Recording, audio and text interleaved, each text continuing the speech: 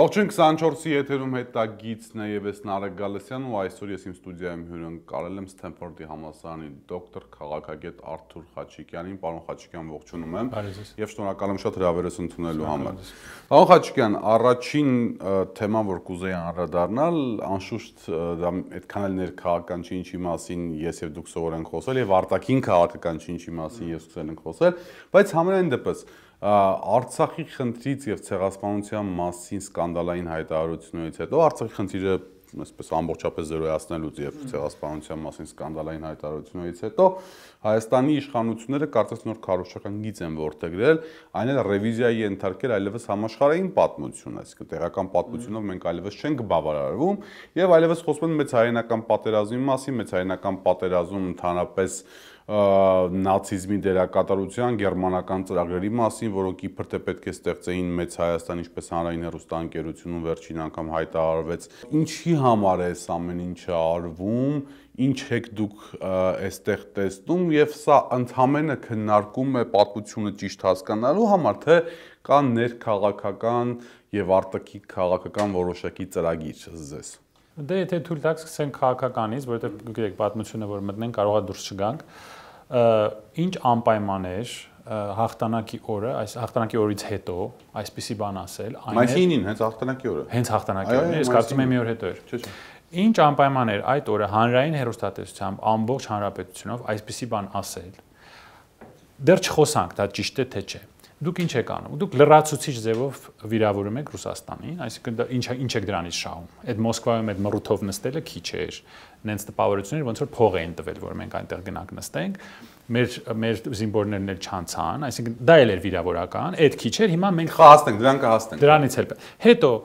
ինչ մեսեջ է սա ուղարկում Թուրքիային։ Այսինքն թուրքերը որոնք ասում են մենք հայերին մորթել ենք ճիշտ են կարել, որովհետև նրանք մեր պետությունը ուզեցել են քանդել արտաքին օգնությամբ։ Մենք հիմա այդ քարտը տվեցինք իրանց ձեռը։ Նրանք ասեն տեսակ, մենք ճիշտ ենք ասում, իրանց վիզը ճիշտ են կարել, որ կտրել ենք, տեսակ։ Հիմա էլ ասում են թող ֆաշիստի ձեռով Թուրքիան կործանվեր, որ մենք մեր Հայաստանը ստեղծեինք։ Իրանց էլ վիրավորեցիք, քարտ տվեցիք։ Իսրայելը ինչ կասի սրանից հետո, որ դուք արդարացնում եք բանը, փաստորեն արդարացնում եք Հիտլերին։ Հետո դուք Ֆրանսիա եք գնացել, չէ՞, Միսակ Մանուշյանի թաղմանը։ Դուք որ Ֆրանսիայում Միսակ Մանուշյանը գիտեք։ Դուք այնտեղ կանգնած եթե իրանց ասեք, բայց գիտեք, Ստալինգրադում որ պարտվեին ռուսները, մենք մեծ Հայաստան կունենայինք։ Հիտլերը որ հաղթեր, դա վատ չէր լինի։ Դուք այնտեղ այդպիսի բան կասեիք, ձեզ կհանեին դուրս։ Փարիզում Ստալինգրադի մետրո, Ստալինգրադի բուլվար, իմ ամենասիրելի այդ բուլվարներից մեկն է։ Նիցայում հաստատ գիտեմ Ստալինգրադի բուլվար կա, Մարսելում կա, Լոնդոնում բանը Գեորգ 6-րդն էր կարծեմ, ես իրանց թագավորների համարները չգիտեմ։ Գեորգ 6-րդը, Գեորգը, այո։ Մի ամբողջ թուր էր նվիրել Ստալինգրադի պաշտպաններին։ Չերչիլը ասել էր, որ ես հիացմունքով խոսում եմ սովետական զինվորի։ Չէ, բայց հանրանկերտն իրանք Ստալինգրադի ինչ էր ասում, այսինքն սպիկերը, որը խոսում էր Արծրուն Հովհաննիսյանը, որը անշուշտ հայտնի է Հայաստանում իշխանությունների քարոզչական թեզերը առաջ տանելու իր քաղաքականությամբ, ասում էր, որ Հայաստանում կա տարածված միֆ, որ եթե Ստալինգրադում ռուսները պարտվեին կամ սովետական միությունը ճիշտ պարտվեր, ապա Թուրքիան անցնելու էր Արաքսը, չկա ոչ մի արխիվային փաստաթուղթ այդ մասին, որ Թուրքիան պետք է մտներ շատ ափսոս Հայաստան եւ ընդհանրապես կար Գերտրուդա ծրագիր, որով եթե Թուրքիան Գերմանիան գրավում էր Թուրքիան եւ Բուլղարիայից ու Հայաստանից այսպես զորքեր էին մտնում հայկական եւ ստեղծվում էր պատմական Հայաստանը, այսինքն տենց էլի։ Բայց ասենք վատ չէր լինի, չէ՞։ Դրա հետեւ դա տողերի մեջ տեղը մեր ժողովուրդը, բայց սոտքի վատ չէր լինի, էլի որ Ստալինգրադում պարտվեին, մենք Հայաստան կունենայինք։ Տեսեք ինչա ասվում։ Ես կրկնում եմ անգլիացիների մոտ, ֆրանսիացիների մոտ, ամերիկացիների մոտ, անգամ սառը պատերազմի ժամանակ, որ թշնամին էր սովետական միության, Ամերիկան, նրանք մեծ հարգանքով խոսում էին ռուս եւ սովետական ժողովրդի դերի մասին եւ Ստալինգրադի մասին, որտեղ հենց Ստալինգրադից սկսվեց Հիտլերի վախճանը, դա առաջի ուժեղ հարվածն էր իրեն, իր ողնաշարը կոտրվեց։ Հիմա դա դնենք մի կողմ։ Հիմա խոսանք այդ ենթադրությունների մասին, որ կա այդպեսի պլան։ Նախ, ես որևէ լուրջ դե ես մի օր եմ մենակ սրանով զբաղվել, որտեղ ես չեմ հասցնում իրանց հիմարությունների հետևից վազել, որևէ լուրջ փաստաթուղթ ես չգտա, որտեղ գրված էր, որ պետք է ստեղծվեր ազատ Հայաստան եւ այնպես ինչ որ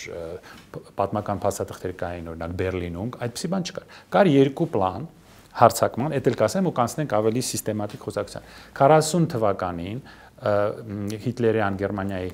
գեներալներից մեկը առաջարկել էր Թուրքիայի տարածքով անցնել եւ հարձակվել սլայդը խնդրենք երևի թե բանն է, ցույց տա մեր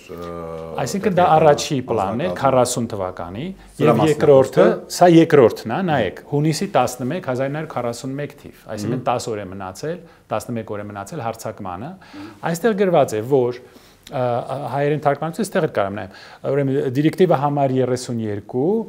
պատերազմի շարունակության մասին, որը տեղի ունենալու Բարբարոսա պլանի ավարտից հետո, այսինքն սովետական միությունը ջախջախելուց հետո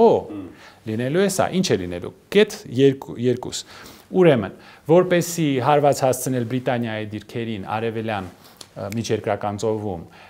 եւ միջին արևելքում 3 կոնցենտրիկ հարված, մեկը Լիբիայից Եգիպտոսով դեպի Իրաք, երկրորդը Բուլղարիայի տարածքից Թուրքիայի տարածքով եւ երրորդը որոշ հանգամանքներում հնարավոր է եւ Կովկասից դեպի Իրաք։ Եթե նրանք ուզում են Հայաստան ստեղծեին, ուրա։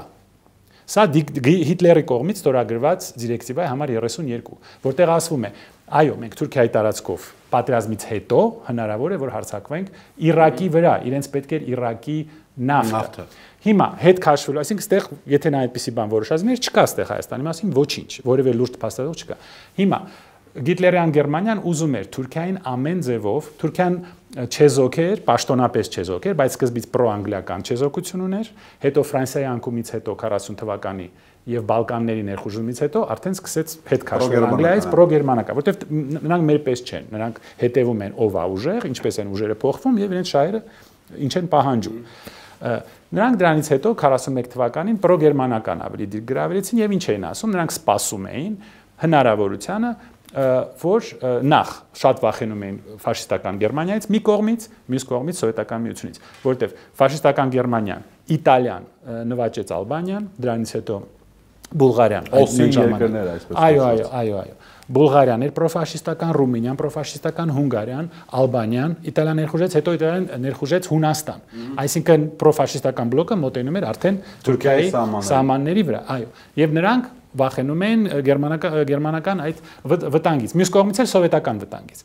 Եվ փորձում են այդ նեյտրալ դիրքը պահել։ Հիմա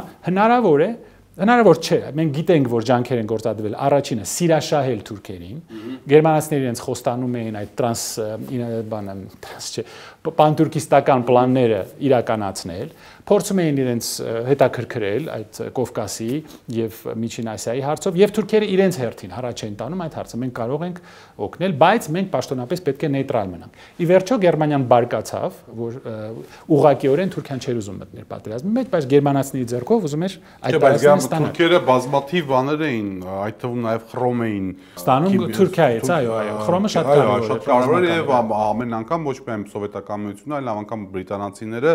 նոտա են ուղարկում թուրքական կառավարությունը դատապարտելով այդ արտադրական հարաբերությունները։ Այստեղ պարոն Խաչիկյան, հիմա երկրորդ սլայդը մենք ունենք։ Սա է, այդ երկրորդ դիրեկտիվան, սա է։ Այսինքն նայեք, նա Հիտլերի պլանը, դուք նոր տեսակ գերմաներեն գրած էր։ Իր պլանը այն էր, որ սովետական միությունը ջախջախելուց հետո Կովկասը նա ի վերջո ասեց ոչ, մենք թուրքերին չենք տալու Կովկասը, դա մնալու է մեզ, ի վերջո։ Այսինքն մենք լինելու ենք բան, Ռեյխսկոմիսարիատ Կովկաս, ես ու դուք հիմա գերմաներեն ենք խոսալու, եւ նրանք եթե մնանք, իհարկե։ Չէ, այստեղ կարողա թուրքերենի հարց բարձրանել։ Նա ինչ է ասում, դրանից հետո նայեք որտեղ են այդ սլաքերը գնում, Իրաք։ Դուք Հայաստան այնտեղ տեսնում եք, ես չեմ տեսնում։ Իր դիրեկտիվայում Հայաստան գրված է, ոչ։ Նա ուզում էր, նա շատ պրագմատիկ մարդ էր, ասում էր մենք պետք է գրավենք Իրաքի նավթը, այնտեղ ինչ որ խոսակցություններ թուրքերի հետ խաղ էր գնում, հնարավոր է մենք ձեզ Սիրիայի մասը տանք, հնարավոր է մենք ձեզ կենտրոնական Ասիան տանք, բայց Կովկասը դե սկզբից խաղարկեցին դա, հետո ասին ոչ, Կովկասը պետք է գերմանական լինի։ Իսկ թուրքերը մի քանի անգամ առաջարկել են իրենց օրինակ դեսպանը Մոսկվայում գրում էր հետ Թուրքիա, որ քանի որ թուրքերը մոտենում են հիմա Կովկասին, լավ կլիներ, որ մենք կանխարգելիչ ձևով մտնենք Կովկաս։ Այսինքն մինչև նրանք հասնեն Կովկաս, մենք մտնենք Կովկաս։ Եվ այն փաստը, որ իրենց բանակը այնտեղ մոբիլիզացվել էր, տարբեր աղբյուրներում կա։ Մեր սեփական հետախուզությունը սովետական հայ ազգությամբ հայ այդ Վարդանյանն էր կարծեմ անունը, հա, Գյորգի Վարդանյանի մասին խոսում, դա իրանական հատվածում էր, հա։ Այո, նա գրում էր, որ այդպիսի նորություններ կան, որ այո, նրանք սպասում են Ստալինգրադի անկմանը։ Մենք սովետական բանակում այդ տարիներին իսկապես մեծ թղանակությամբ հետախուզներ ենք ունեցում, այդ թվում նաև հենց այն մարդիկ, որոնք որ Գյորգի Վարդանյանին գրուպը գնանձվալսը ազգանունը մոռացա այս պահին, այդ Վարդանյանի խումբը, այդ մարդն էր ազգությամբ հայ ղեկավարում, նկատի ունեմ, որ կարող միայն Վարդանյանը չի, այլ մարդ էլ եղել է։ Դե ամերիկյան աղբյուրներն էին դա ասում, դե ռուսներին չենք հավատում, իհարկե, բայց նրանք էլ են գրում, որ 26-ից մինչև 50 դիվիզիա մոբիլիզացվել էր մեր սահմանի վրա։ Հիմա ասածս ինչ է, պետք է հասկանալ կոնտեքստը։ Թուրքիան լինելով խորամանկ խելացի պետություն, սպասում էր տենար ով է շահելու։ Սովետական միությունը, թե Գերմանիան։ Եվ տեսնելով, որ Գերմանիան առաջ է շարժում, արդեն իր ախորժակը գրգռվեց, եւ շատ թուրք ներկայացուցիչներ, գլխավոր շտաբի ներկայացուցիչ իրենց ղեկավարը Բերլինում այդ հարցը տալիս էր, եւ Ռիբենտրոպը իրենց առաջարկեց։ Ի վերջո Հիտլերը հրաժարվեց դրանից, բայց Ռիբենտրոպը ըստ իր նամակների առաջարկեց Թուրքիային կոնֆեդերացիա ստեղծել, կոնֆեդերացիա Կովկասում իր ձեռքի տակ, այսինքն Կովկասը տանկ ձեզ, Միջին Ասիան տանկ ձեզ, դե Սիրիայի որոշ մասերը ինչի համար էր դառնում, որ Թուրքիան ներքաշեն պատերազմի մեջ, բայց ազատ Հայաստան ես չեմ տեսել։ Հիմա այդ ամբողջ խնդիրը, պարոն Խաչիկյան, ես ուզում եմ հասկանալ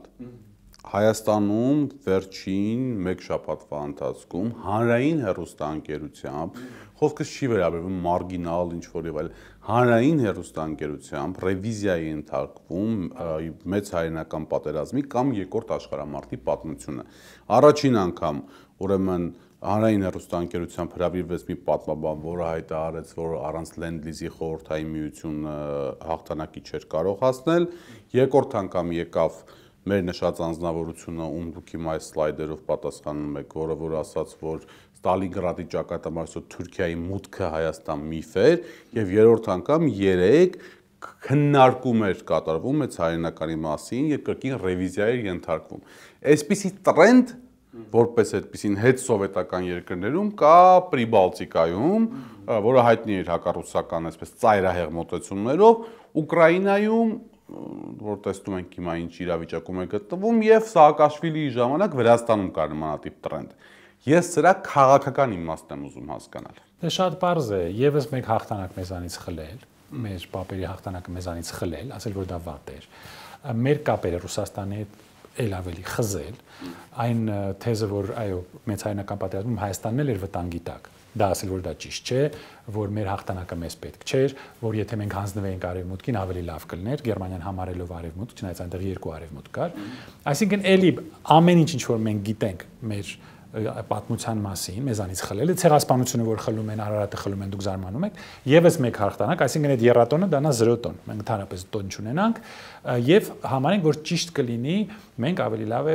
հանձնվենք ինչ-որ էլի արևմտյան, էլի այդ, գիտեք, ես թուրքերի տեղ լինեի, ես սա կօգտագործեի մեր դեմ, տեսնում եք, այս ժողովուրդը անուղղելի է, նրանք անընդհատ այդ միտքը ունեն, էլի ինչ-որ փրկիչ եկավ արևմուտքից, մեզ Հայաստան կտա։ Ֆրանսիան Կիլիկայից դուրս եկավ, մեզ դաս չեղավ, անգլիացիները ստեղ մեզ Վիլսոնյան Հայաստանն էին պաշտպանում, մեզ դաս չեղավ, այո, Վիլսոնյան Հայաստանը ամերիկան հիմա հիտլերյան իրավարարը չէ։ Ապրեք, մենք ունենք Վիլսոնյան Հայաստան, սա էլ հիտլերյան Հայաստան։ Ու Մոսկվայում, եթե ես մեր թշնամիների տեղ լինեի, ես ամեն օր սրա մասին կխոսայի։ Կորոչենկոին, Մարկովին, դրանց բոլորին կհավաքեի, ասեն, սա ֆաշիստական ազգ է։ Առաջի կանալով ասում են լավ կլներ Հիտլերը հաղթեր։ Սա մեր դեմ, գիտեք ինչ կանեն օգտագործել։ Ու ես ինչ ասեմ, իրանց կողմից որ նայես ճիշտ են անում, որ օգտագործում են։ Այսինքն մեզանի էլ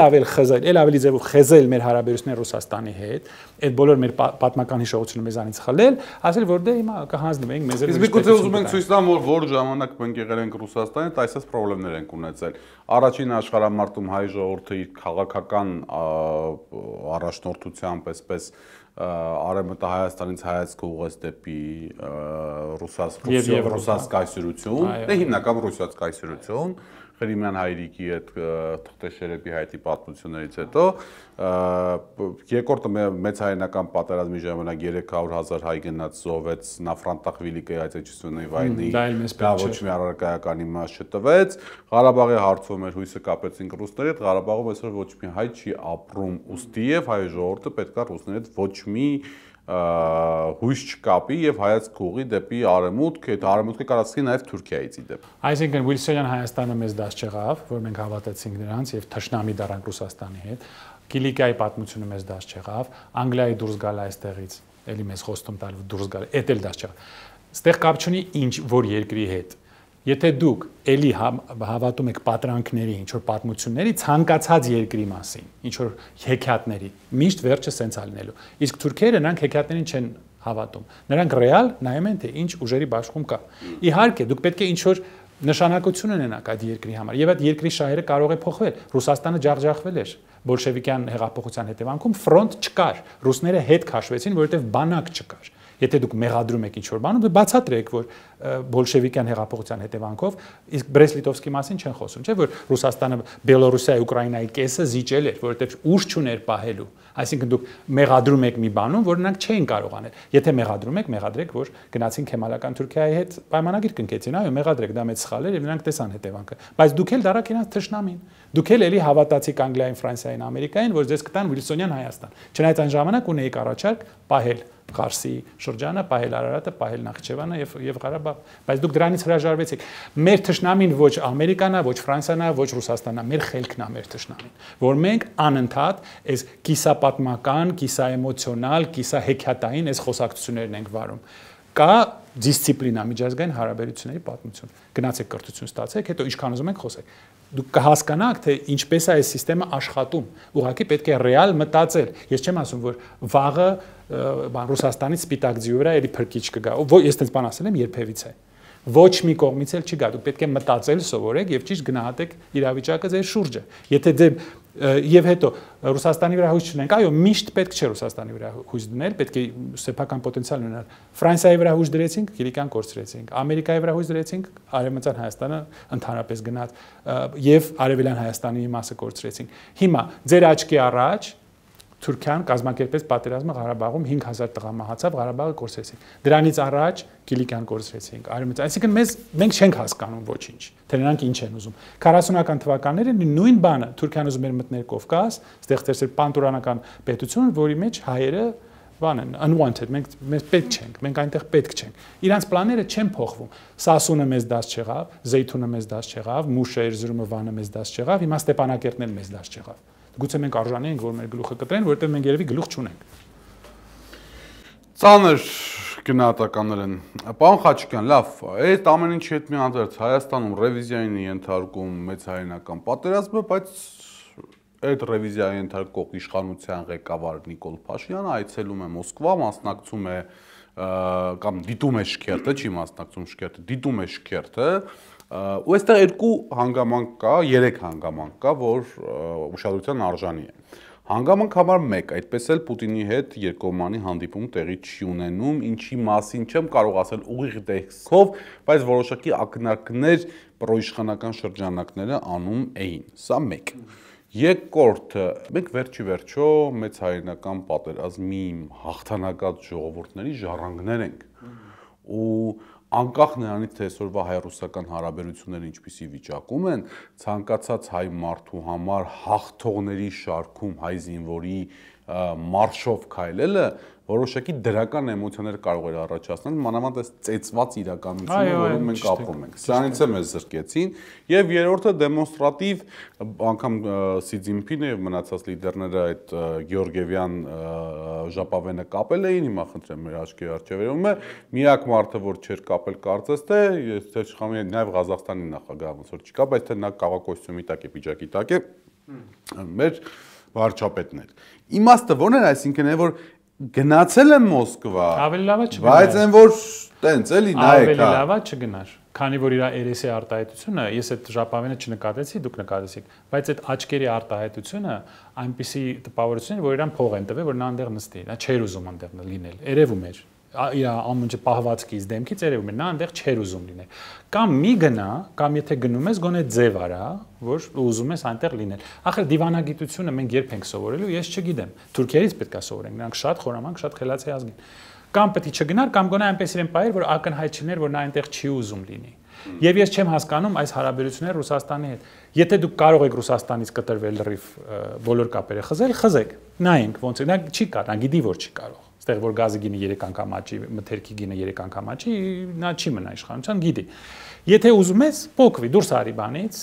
Եվրազիայից դուրս արի, հապկից դուրս արի, գնա արևմուտք, արևմուտքը քեզ ինչ տվեց։ 0 ոչ ՆԱՏՕ, ոչ Եվրոպա, ոչ բազա, ոչ երաշխիք, ոչ մի բան։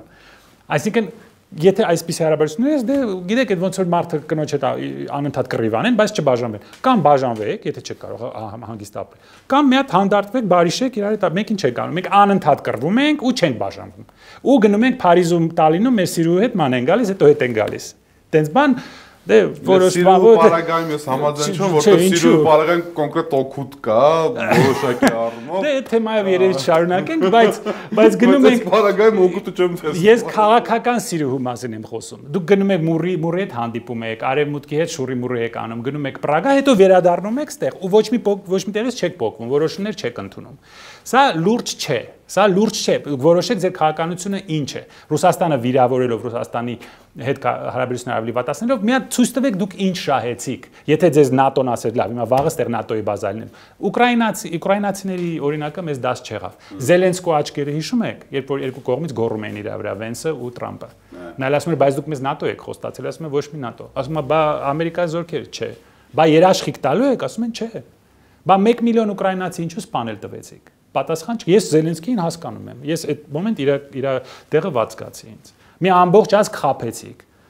Ես չգիտեի որ նրանք մեր պես դոդ են կներեք, նրանց էլ խաբեցին։ Հիմա մեզ նույն ճանապարհով տանում են։ Մեկը իրանց հարցնի 7 տարի իշխանության եք։ Ինչ տվեց ձեզ արևմուտքը կոնկրետ։ Նրանք ասում են էսա։ Ստեղ բանն է, ամերիկյան բանակն է, որը 8 րոպեում եկավ։ Ասում ես որտեղ, ասում է ստեղ է։ Ասում է այստեղ ինչ է, ստեղ Ֆրանսիայի ռադարներն են։ Ուր է։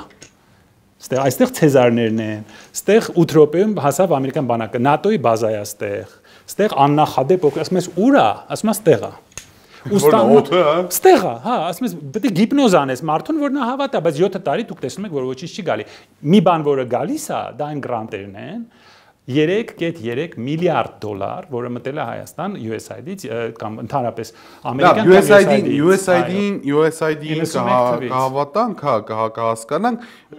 ինչի գոնե մեր զինծառայողները չմասնակցեն, այդ ինչով է խանգարում, այն մարդ չեմ կարող մի բարձրանալու բան ունենայինք։ Ասել Լաոսի ու Մյանմայի բանակները, որոնք 0 ներդրում են ունեցել մեծահայնական պատերազմում, պիտի քայլեն Կարմիր հրապարակում, հա, ադրբեջանցիները, որոնք մի գեներալ գնդապետ են տվել ընդհանրապես ամբողջ մեծահայնականի ժամանակ, պիտի քայլեն, իսկ հայոց բանակը, որ իբրև ժողովուրդ տվել է 4 մարշալ, տասնյակ գեներալներ, տասնյակ սովետական միության հերոսներ եւ այլն, չպետք է քայլեն։ Ասացի, որ մենք հանգարց բարձրանալու բան չունենանք, էլի մնանք կոտրված, դուխով, այդ բառն չեմ կարող էլ ասել։ Այսինքն մենք ինչ որ բարձանքով չգնանք Կարմիր հրապարակով։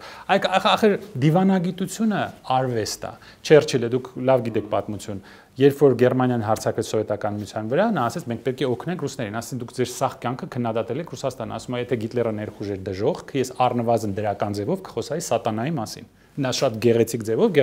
ձևակերպեց ռեալ պոլիտիկա։ Այսինքն կարող է չսիրես կամ քո թշնամիներ, այդ պահին քեզ պետք է իր հետ լավ լինել։ Մեզ պետք է Ռուսաստանի հետ լավ լինել, թե ուզում ենք Ռուսաստանի հետ էլ թշնամի լինենք։ Այսինքն 4 կողմից մենք թշնամի ստեղ ունենանք։ Սա ինչ որ էմոցիոնալ ժեստեր են, ավելի լավա չգնար, գիտեք, եթե տենց երեսի արտահայտությունով էր գնում, ավելի լավա չգնար։ Հունան Ավետիսյանին վերջով ես վստահ եմ, որ ասելու են բան արել, ասելու են դա ինքը տենց իր կամքով այդ սխրանքը չի գործել, կրծքով փակելով գնդացի ճանապարհը, այլև բան հրել են եւ դա իրական Հայաստանի տրամաբանության 100-ից ավել ունենք սովետական միության հերոս, դա էլ են գցում մի կողմ, մեր մարշալներին են գցում մի կողմ։ Այդ 100-ից ավել սովետական միության հերոս էին ունեցել, որ այդ հիմարությունը ասում են ոչ ոք չէր ուզում կռվել, դա ինչ բան է։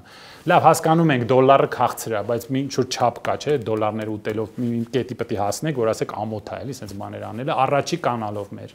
Պարոն Խաչիկյան, երրորդ թեման, որ կուզեի խոսեի, խորհրդարանում Փաշինյանի պահվածքն էր։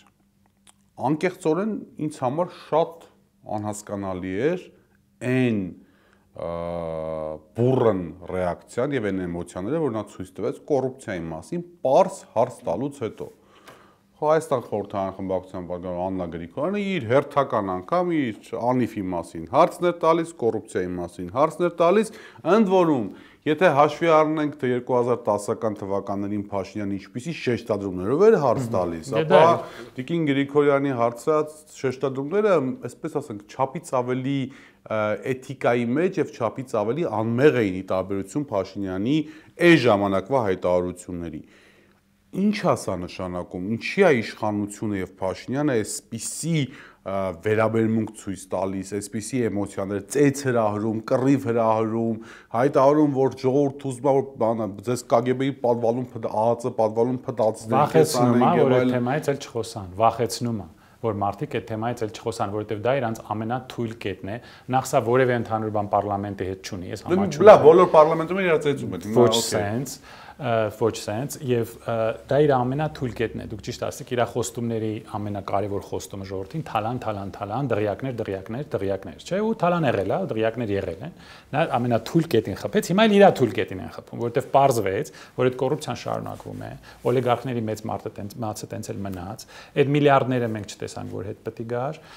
եւ որքանով ես հասկանում եմ, կոռուպցիան շարունակվում է եւ այդ ԽԾԲ խնամի ծանոթ բարեկամ ինստիտուտը շարունակվում է։ Ընտանիքի անդամներ են ընտրվում, ընկերներ են ընտրվում։ Ոչ, Հայաստանում երբեք մի անձից գնում չի կատարվում, պարոն Խաչիկյան, Հայաստանում երբեք ուրեմն որևիցե ԿՊ-ական բարձրաստիճան պաշտոնի ազգականը ինչ որ մի հրաշքով չի դառնում խոշոր կազմակերպության ղեկավար, որը տենդեր է պետական հաղթում, այդպիսի բաներ չկան։ Գիտեք, ես ամերիկյան դատարանի աշխատող եմ, իմ ամենասիրած աշխատանքն է։ Այդպես հարցերը շատ շուտ լուծվում են։ Դուք գալիս եք դատարան, ասում են, «Пожалуйста»։ Ուրա, փաստաթուղթ։ Փաստաթուղթ դնում եք սեղանին, հետո հաջորդ մյուս կողմն է փաստաթուղթ ներկայացնում, ձեր հարցերը լուծում են, հարցը փակվում է։ Եթե ապացույց կա, ներկայացեք, իմ կարծիքով հետքներ, չէ՞, գրել դրա մասին։ Ինչ որ սայթերի վրա կային ինչ որ փաստաթուղթ։ Դա բազմաթիվ։ Դե ուրեմն ներկայացեք,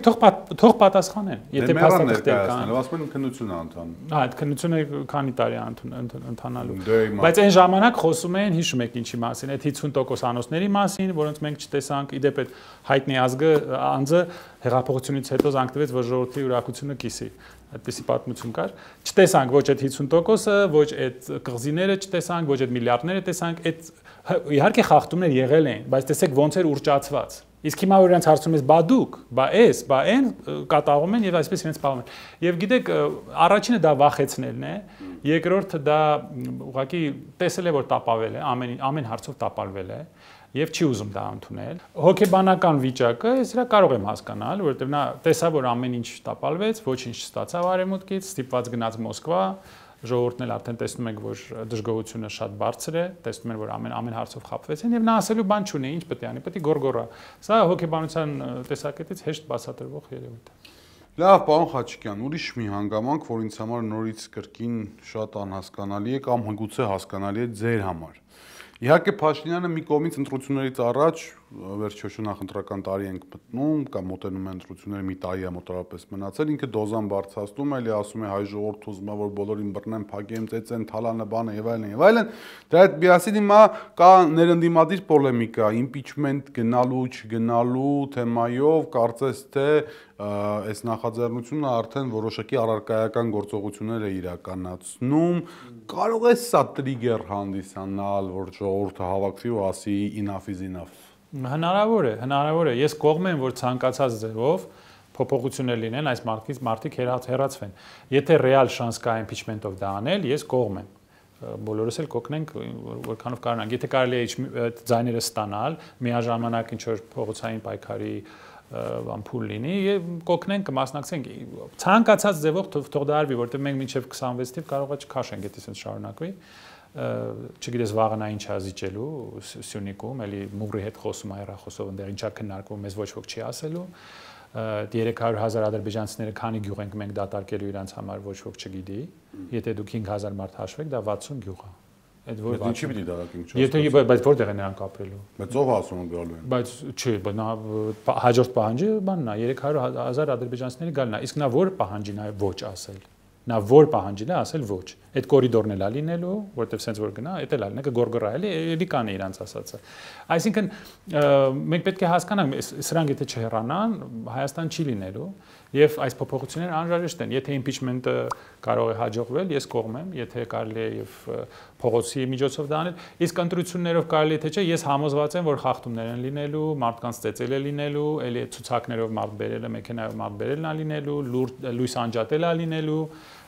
ես եթե մենք հասնենք 26 թիվ, ես խորհուրդ կտայի բոլորին ֆանարիկներով գալ, որ հանկարծ եթե լույս հանջատեն, էլի բան չգցեն այդ բանը մեջ։ Դրա հետ միասին, պարոն Խաչիկյան, Հայաստանում այսպես կոչված լեզուս էլ չի պետք ասել պրոարևմտյան բլոկ, որովհետև ես մարդ եմ, որ շատ սիրում է արևմուտքը։ Ես ու դուք ավելի պրոարևմտյան ենք, քան նրանք։ Եթե նրանք պրոարևմտյան լինեինք, մենք ինչ որ բան կունենայինք արևմուտքից հիմա։ Մի բան կստանայինք Ֆրանսիայից, Անգլիայից, Ամերիկայից։ Եթե նրանք պրոարևմտյան, դուք իրենց վրա նայում ես, նրանք արևմուտքի հետ որևէ ընդհանուր բան չունեն, ոչ էլ իրենց ասածը։ Հիմա տեսեք, էլի այս երկու բաներ է կատարում, որոնք որ մինչև որոնց պատճառով նաև բազմաթիվ մարդիկ այդ լիքը անարդարությունների կամ անարդարության ընկալման պատճառով ճիշտ է եղել 2018 թվականին հենց դուրս եկան հրապարակ։ Բայց ես էլ դուրս եկա հրապարակ, ես չգիտեի սրա։ Ես չէ, բայց հա դուք լավ գիտեիք, ես չգիտեի։ Հիմա վերջը, այսինքն ուղիղ եթերում մարդ են ծեծում, արդեն 30-ով նորքի թաղապետը, գնացել ասում են դե հրաժարական չեմ տալու եւ դա այսպես Հայաստանի հանուն Հայաստանի ինքնիշխանության եւ այլն։ Սրա հետ միասին այդ այն բոլոր այդ այսպես կոչված քաղաքացիական հասարակության ներկայացուցիչները, որոնք մինչև 2018 թվականը հա ամեն մի, չգիտեմ, եղած չեղած դեպքում մի հսկայական ամունք էին բարձրացնում։ Հիմա այդպես են, որ գիտեք, այն որ պետքա դες պտիչկայի համար ինչ-որ բան ասել, բայց այդ ասելու ընթացքում, ասենք, չգիտեմ, ավելի շատ ծեծողին են մեղադրում, քան ծեծողին։ Հիմա ես մտածում եմ USAID գրանտները որ պրծան, դրանից հետո որոշակի փոփոխություններ կլինեն, բայց կարծես տրենդը շարունակվում է, համաձայն եք։ Այո, որովհետև ոչ միայն USAID-ից են փողը ստանում, իմիջիալից այլ մարդիկ, ովքեր իրանք ստուգում են, թող իրանք սեփական սայթի վրա նայեն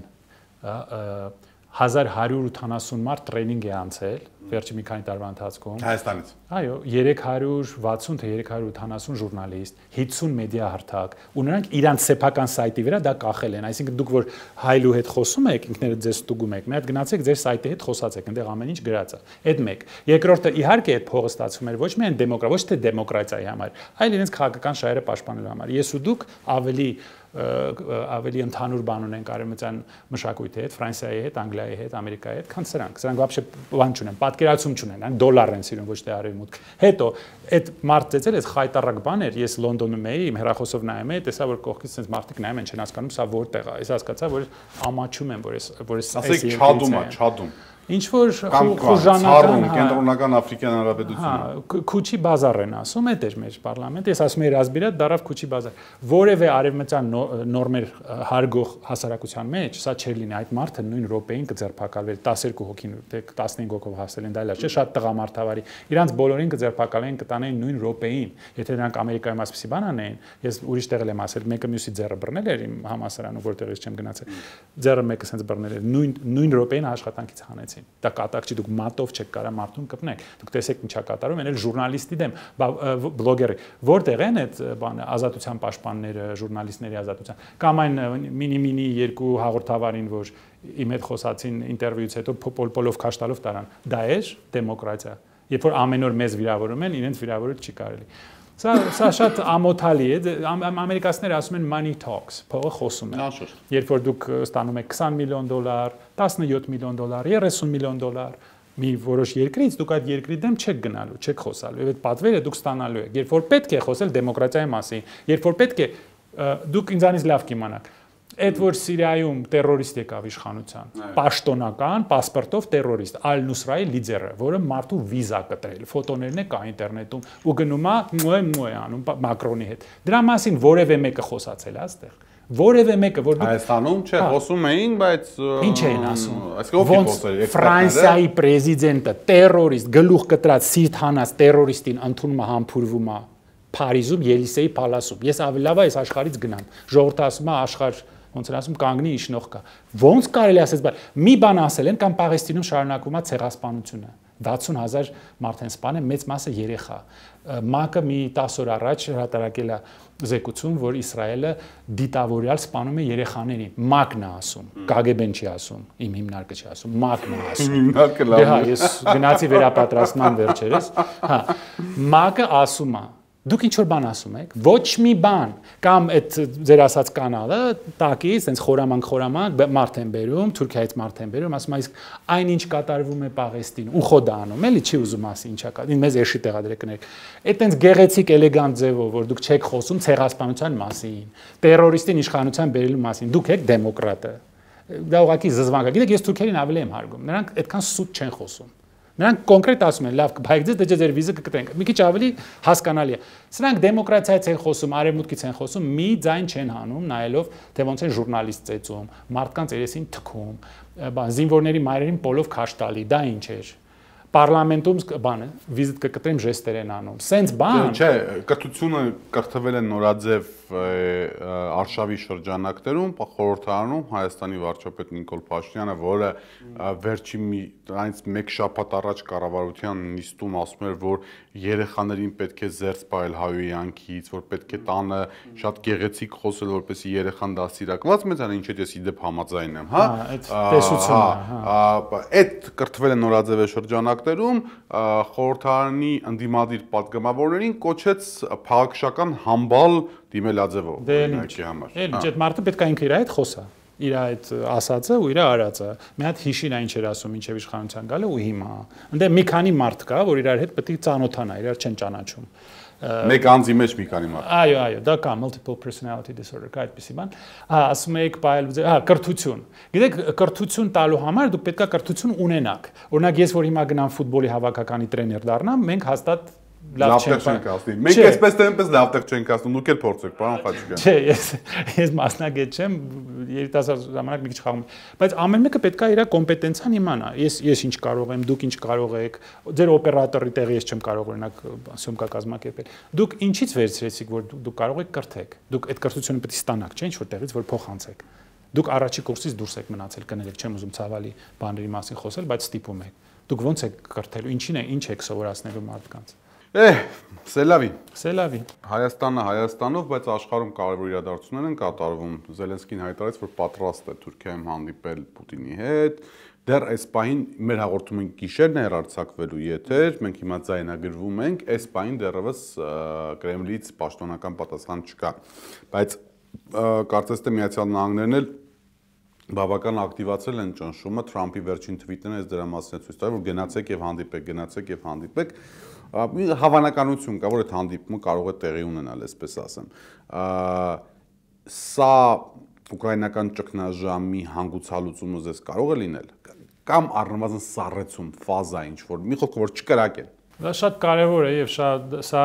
որոշելու է բոլորիս ապագան, Եվրասիայի ապագան որոշվելու է այնտեղ։ Շատ դժվար է լինելու գալ համաձայնության։ Շատ մեծ է հավանականությունը, որ գուցե ինչ-որ հրադադար լինի, բայց վերսկսվի պատերազմը, քանի որ ես չեմ տեսնում ինչպես այն զիջումները, որոնք պահանջում են Ուկրաինայից, ինչպես Զելենսկին կամ ինչ-որ ուրիշ ղեկավար դա կարող է բավարարել եւ կենթանի մնալ, ես դա չեմ դժվար եմ տեսնում, եւ ռուսները ինչպես դրանից կարող են հետ քաշվել, շատ ցավալի զիջումների հարց է լինելու։ Գուցե սառեցվի կոնֆլիկտը, բայց կարող է նորից վերսկսվի, երբ որ դա սառեցվի, այնինչ մնում է արևմտյան կողմից Ուկրաինայի միանգամից վերազինվելու է, արդեն ռազմական տեխնոլոգիաները փոխանցվում են Ուկրաինային, այնտեղ արդեն գործարաններ են ստեղծվում, ամբողջ Եվրոպան, Ամերիկան այնտեղ ստեղծելու է հզորագույն, ի վերջո հետ կգա, Թրամփը հետ է եկել, արդեն սկսել է օգնել, էլի սկսել է օգնել։ Բոլորը վերադառնալու են, ՆԱՏՕ-ը այնտեղ լինելու, հզորագույն բազաներ են կառուցելու այնտեղ։ Ես իրանց տեղն եմ, ես այդպես կանեմ, ես համոզված եմ, նրանք խելոք մարդիկ են, նրանք դա կօգտագործեն եւ շատ հնարավոր է, որ